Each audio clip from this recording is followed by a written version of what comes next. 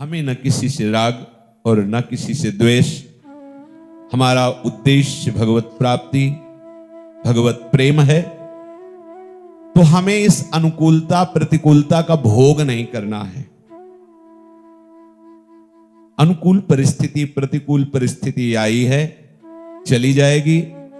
क्यों आई है? हमें सुधारने के लिए आई है, हमें महात्मा बनाने के लिए आई है, हमें भगवत प्रेम प्रदान करने के लिए आई है। पक्का समझ लीजिए,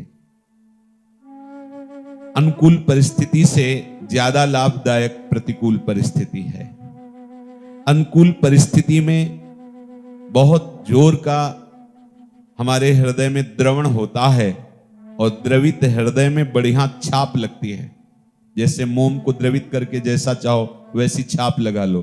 तो जब हमारा विषय संयोग, व्यक्ति संयोग, स्थान संयोग, परिस्थिति संयोग में अनुकूलता का भाव होकर हृदय द्रवित होता है तो उस समय उसका संस्कार पड़ता है। क्योंकि हम भगवत मार्ग के पथिक हैं तो हमें इस संस्कार से बचना है। हमें किसी वस्तु, व्यक्ति, स्थान के प्राप्त होने पर अनुकूलता का भाव नहीं आरोपित करना है। हमें हर्षित नहीं होना है, हमें सुखी नहीं होना है। क्योंकि वस्तु, व्यक्ति, स्थान के द्वारा जो आपको सुख लग रहा है वो आपका माना हुआ है नहीं। सुख तो प्रभु के नाम में, प्रभु के रूप में, प्रभु की लीला में, प्रभु के धाम में, प्रभु की सेवा में, प्रभु के जनों के संग में, इसमें जो सुख होगा तो इसमें भी राग होगा, पर यह राग अनुराग होगा। जैसे भगवान कपिल देव जी महाराज माता देवहूति जी को कहते हैं कि हे मां, संसार में जो आसक्ति की जाती है वही बंधन का कारण होता है, और जो संत महापुरुषों से आसक्ति की जाती है वो मोक्ष का खुला हुआ द्वार है। तो लौकिक जितनी भी अनुकूलता आपने मानी है वो केवल आपकी मानी हुई है, क्योंकि भगवान के वचन कभी झूठे नहीं हो सकते। भगवान सत्य संकल्प हैं, सच्चिदानंद रूपाय हैं। उन्होंने कहा दुखालयम। भगवान ने इस सृष्टि की रचना की और मृत्यु लोक को कहा दुखालयम, और आप उसमें अनुकूलता पा गए, उसमें हर्षित हो रहे, उसमें सुख ढूंढ लिया। तो ये आपकी मानी हुई कल्पना है, क्योंकि जिसने बनाया है उसने कह दिया दुखालयम। तो सत्य संकल्प भगवान के वचन झूठे नहीं हो सकते। आपकी मानी हुई अनुकूलता, माना हुआ सुख वो दुख ही है जिसे तुम समझ नहीं पा रहे हो। तो प्रतिकूलता हमें सहयोग देती है, क्योंकि किसी भी प्रतिकूल परिस्थिति में हमारा राग नहीं होता। आपने सावधानी पूर्वक अनुकूलता में राग होने नहीं दिया तो प्रतिकूलता में आप सावधान रहो या न रहो, राग हो ही नहीं सकता। प्रतिकूल व्यक्ति में, प्रतिकूल वस्तु में, प्रतिकूल पदार्थ में राग होता ही नहीं है। द्वेष इसलिए होने की संभावना नहीं क्योंकि आपने अनुकूलता में राग किया नहीं। प्रतिकूल परिस्थिति जब आती है तो भक्त एकदम प्रभु में एकाग्र हो जाता है, क्योंकि उसका दूसरा कोई आश्रय नहीं।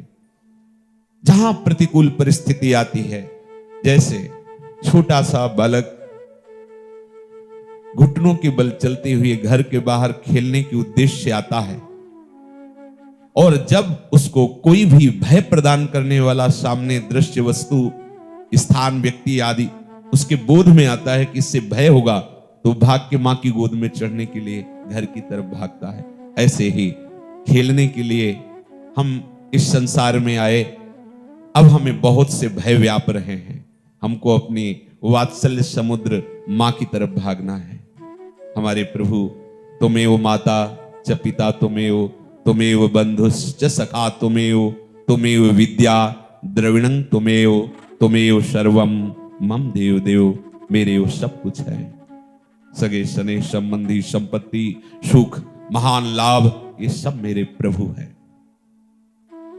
तो जो अनुकूल या प्रतिकूल परिस्थिति का भोग करता है उसमें संस्कार बन जाते हैं।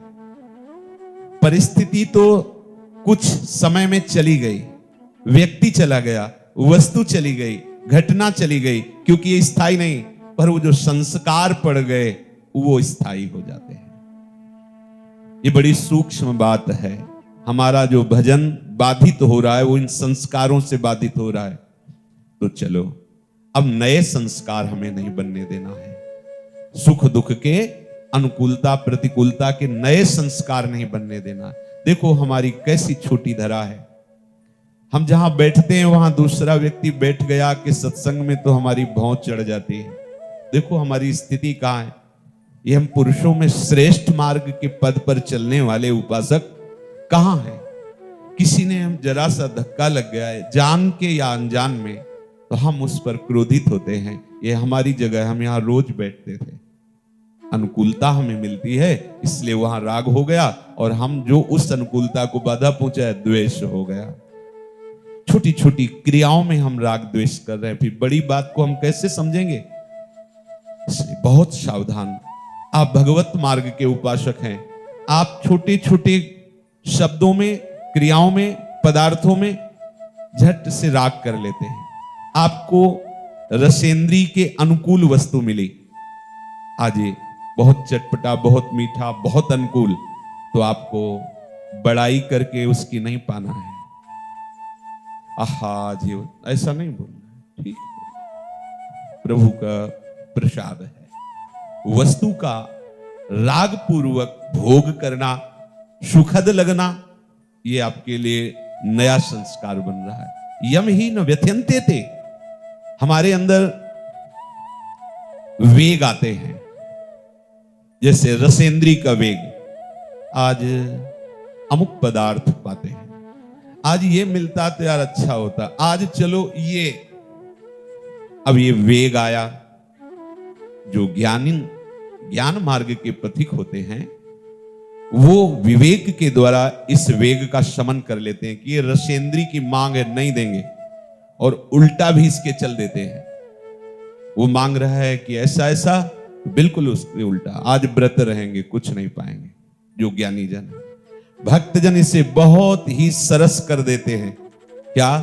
अच्छा ये पदार्थ पाना है, तो जो विरक्त है वो अपने उस वेग का समन करते हैं ऐसे कि देखो अगर भगवान की इच्छा होगी तो प्रसाद रूप में मिल जाएगा। अगर आपके पास सुविधा है और आप वो भोग बना सकते हैं जो आपकी रसेंद्री के वेग में आया है, तो आप उस भोग को बनाकर श्री जी को पवाइए। श्री जी को पवा करके अगर कोई और पाने वाला नहीं है तो थोड़ा सा पाइए, और शेष जो है गाय को, यहाँ के परम पावन पशु पक्षियों को दे दिया। बिल्कुल रसेंद्री का वेग समन हो जाएगा, बिल्कुल शांत हो जाएगा। और ये आता है वेग। एक बार हमने सत्संग में बताया था कि नित्य परिक्रमा करके और गुरुदेव भगवान की सेवा के बाद फिर निधिवन सेवा कुंज ऐसे ठाकुर जी के दर्शन करते हुए तो 9:30-10 के लगभग बांके पेड़े वाले के सामने से निकलना हो बीच से, तो वहां गरम गरम वो इमरती निकल रही थी। दृष्टि गई, बन वहां रही, स्वाद यहां गया रसेंद्री में। लगा कि पैसे होते तो खरीद लेते। संकल्प बना। ये सब घंटों में नहीं होता, सेकंडों में होता। यही संकल्प बना। सामने एक ब्रजवासी प्रणाम किया, 50 रुपया दिए। अब कहा नहीं बाबा। 10 कदम आगे निकल चुके थे, लौटे, इमरती ली, और जब चले तो बहुत जलन हुई। संकल्प बना, पैसा मिला, इमरती ली। अब इमरती तो जाके रख दी। फिर गुरुदेव भगवान के पास गए। वह महाराज जी, ये ऐसी हमारे अंदर वृत्ति आई और ये विधान बना, कैसे छोड़ा जा सकता है?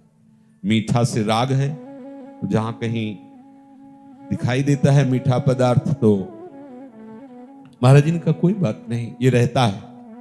पूज्य राधा बाबा के जीवन चरित्र में वो उन्होंने कहा कि कहीं ऐसा कोई न समझे कि जैसे मीठे पे राग है तो उसको ब्रह्मबोध नहीं हुआ है, भगवत प्राप्ति नहीं हुई। नहीं तो मीठे के क्या, रसना की जितने स्वाद सब फीके पड़ जाते हैं। तो उन्होंने अपने जीवन की बात बताई कि भाई जी से पूछा कि सब समझ में आ रहा है, पर जब मीठा सामने आता है तो पाने की इच्छा हो जाती है। तो वहां बताया कि इसमें पूर्वाभ्यास और शरीर में उसकी मांग। तो अगर स्वाभाविक आकाश वृत्ति से, भगवत प्रसाद से मिल जाता है तो उसमें हर्षित ना होकर पा लेना कोई दोष नहीं है। महाराज जी ने कहा कि तो वो जो इमरती लाए हो भोग लगा के थोड़ा किनका लेना, बकाया सब बांट देना, ना बांटना हो तो यमुना जी में पधरा देना, पाना मत। ये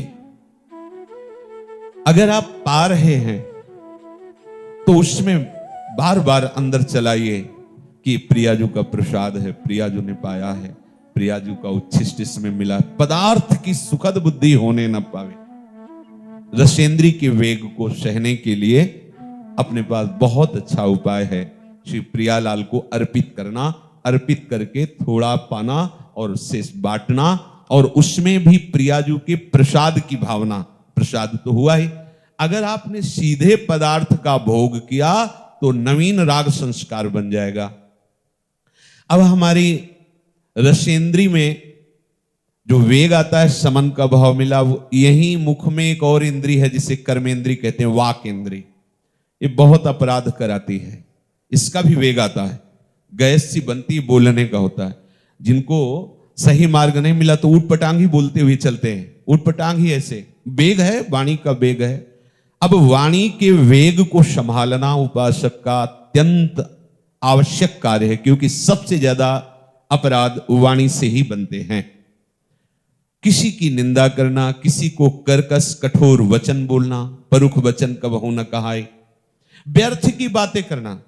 लोगों का स्वभाव घंटों कोई सिर पैर नहीं है, बस बात ही बात होती चली जा रही, ऊर्जा नष्ट कर रहे हैं व्यर्थ की बातों में। ग्राम्य कथाएं, लोक कथाएं, राज कथाएं, विषय वार्ता और निंदा स्तुति, ये सब व्यर्थ में हमारी आध्यात्मिक शक्ति को नष्ट करने वाली क्रियाएं हैं। मौन रहिए।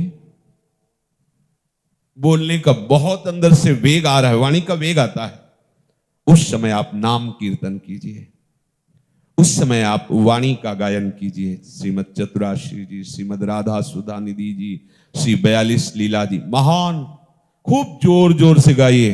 अपने पास वाणी के वेग को शांत करने के लिए बहुत बढ़िया उपाय। श्रीमद चतुरासी जी शुरू कर दी उच्च स्वर से गाना तो 1 घंटा 45 मिनट, श्रीमद राधा सुधा निधि तो लगभग 2 घंटे। 2 घंटे में तो पसीना आ जाएगा और मन होगा कि अब मौन हो जाए, वाणी का समन हो। व्यर्थ वार्ता करने वाला उपासक अंतर्मुख हो ही नहीं सकता। अंतर्मुख हुए बिना परमार्थ की पगडंडी नहीं मिलती। हमारी यात्रा अंतर से है, बाहर से नहीं। बाहर कितना दौड़ो वो बात नहीं बनेगी। अंतर्मुख होकर सर्वात्मना न विसजेत बहिरिंद्रियाणि, अपनी इंद्रियों को सर्वात्म रूप से छूट मत दे दीजिए कि वो बाहर घूमती रहें। वाणी के वेग का शमन कीजिए मौन के द्वारा। भगवन नाम कीर्तन, भगवत लीला गुणगान, भक्त चरित्रों का गायन, इसके सिवा मौन। अगर ये सत्संग स्वीकार करोगे तो भगवान इसका फल बता रहे हैं। सो अमृतत्वाय कल्पते, वो अमृत पद का अधिकारी हो जाता है, वो अमृत पद पे आरूढ़ हो जाता है। अभी हम मृत को स्वीकार किए हैं। शरीर मृत है, जन्मा है मृत्यु लोक में, इसका नाम मृत्यु है, मृत्यु लोक है। हाँ, यहां सब मृत है, जो देख रहे हो सब मृत है, सबका परिवर्तन होता है। अब हमारी श्रवणेन्द्री का वेग आता है। संगीत सुने, अच्छे अच्छे गाने सुने या अनुकूल बातें सुने। हमें श्रवणेन्द्री को भी बचाना है पर निंदा श्रवण से, स्वयं की प्रशंसा श्रवण से और विषय की बातें श्रवण करने से। बहुत बड़ा प्रभाव पड़ता है श्रवण का। इसीलिए भक्ति में सबसे पहली भक्ति की गई श्रवणम, कीर्तनम दूसरे में रखा गया है। और शरणागति के लिए उत्साह श्रवणेन्द्री से ही होता है। श्रवण सुजस सुनियायऊ प्रभु भंजन भवभीर, त्राहि त्राहि आरति हरन सरन सुखद रघुवीर। जब हम अपने श्रवणेन्द्री को भगवत चर्चा, भगवन नाम, भगवत भक्तों के चरित्र सुनाते हैं तो श्रवणेन्द्री का वेग शमन करने की सामर्थ्य आ जाती है। नहीं तो यहां भगवत चर्चा हो रही है, कई उपासक अंतर्मुख होकर नींद की तरफ जा रहे होंगे, लेकिन जब कहीं दूसरे की बुराई या निंदा या ऐसी कोई बात हो रही हो तो आधा किलोमीटर दूर से भी सुनने की हम चेष्टा करेंगे, वो क्या बात कर रहे हैं, पूरी श्रवणेंद्री लगा देंगे और सामने बैठ करके भगवत चर्चा हो रही, सो जाएंगे। क्या सुना? बहुत अच्छा था। क्या बहुत अच्छा था?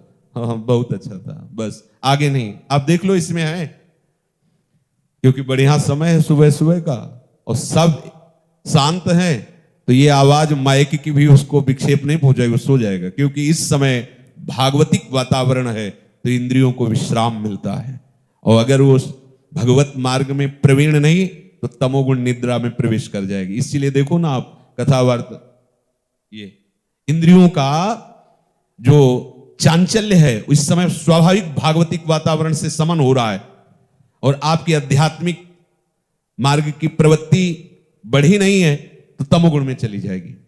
तो हमारी श्रवणेंद्रिय इतनी प्रवीण हो, एक एक शब्द हमारे कान में जा रहा है। आहा, जिनके श्रवण समुद्र समाना, कथा तुम्हारी सुभग सरि नाना, भरे ही निरंतर हो ही न पूरे। जिनके श्रवण कैसे? बोले समुद्र के समान। समुद्र के समान का तात्पर्य जैसे बहुत सी नदियां समुद्र में जाती है पर कभी समुद्र उफान नहीं भरता, ऐसे ही भगवद वार्ता सुनते सुनते हमारे कान कभी ऐसा नहीं कि बहुत सुन चुके वही बात बार बार सुना रहे, ऐसे उसे नवम नवम, उसे नया नया रस लगेगा। ऐसा लगेगा ओहो ये तो हम पहली बार सुन रहे, कितनी अमृतमयी बात है।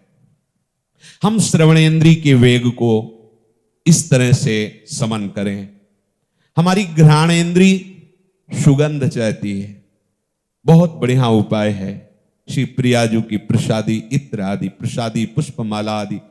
हम कोई भी सुगंध ऐसे लेकर के अमनिया प्रयोग ना करें, तो घ्राणेंद्रिय में जो सुगंध लेने का वेग है उसका शमन हो जाएगा। अब सबसे ज्यादा बिगाड़ करने वाली जो हमारी मनोवेग की वृत्ति है, वो 5 ज्ञानेंद्रियों को लेकर के विचरण करती है प्रकृति में, विषयों में। अब इस मन के वेग को सहना बहुत कठिन होता है। ये जिस इंद्रिय, किसी एक इंद्रिय को साथ ले ले तो आपको व्यथित करके अधीन कर लेगा, और इसमें कोई देर नहीं लगती। बचाने में देर लगा, लेकिन उस इमरती को देख करके पाने की लालसा और संकल्प ये सब ऐसे ही हो गया, समझ नहीं पाए क्या हो गया। इतनी जल्दी एक इंद्रिय को वश में किया। नेत्रेंद्रिय ने देखा, मन ने रसेंद्रिय को कब्जे करके तुरंत क्रिया करवा ली। बाद में होता है हाय कैसे हो गया। मन के वेग का समन करना सबसे कठिन और सबसे सरल है। कठिन उनके लिए है जो स्वयं अन्य साधनों से करना चाहते हैं, लेकिन जिसने प्रभु की प्रियालाल के चरणों का आश्रय ले लिया है उसके लिए मन का समन करना कठिन नहीं है। क्योंकि हमारे युगल सरकार मिथुन मनसी चोर, युगल सरकार मिथुन मने दोनों प्रिया प्रीतम, ये मन को चुराने वाले हैं। सावई मनः कृष्ण पदारविंदयो, हम अपने मन का समन प्रभु के चरणों से करें, प्रभु के आराधना से, प्रभु के नाम गुण कीर्तन कथन श्रवण से मन का शमन होने लगता है। जब मन हमारा किसी भी विषय के लिए लालायित हो, उस समय आप अलग होकर अपने मन को देखिए। वास्तविक आप देख ही रहे हैं, आप मन नहीं है।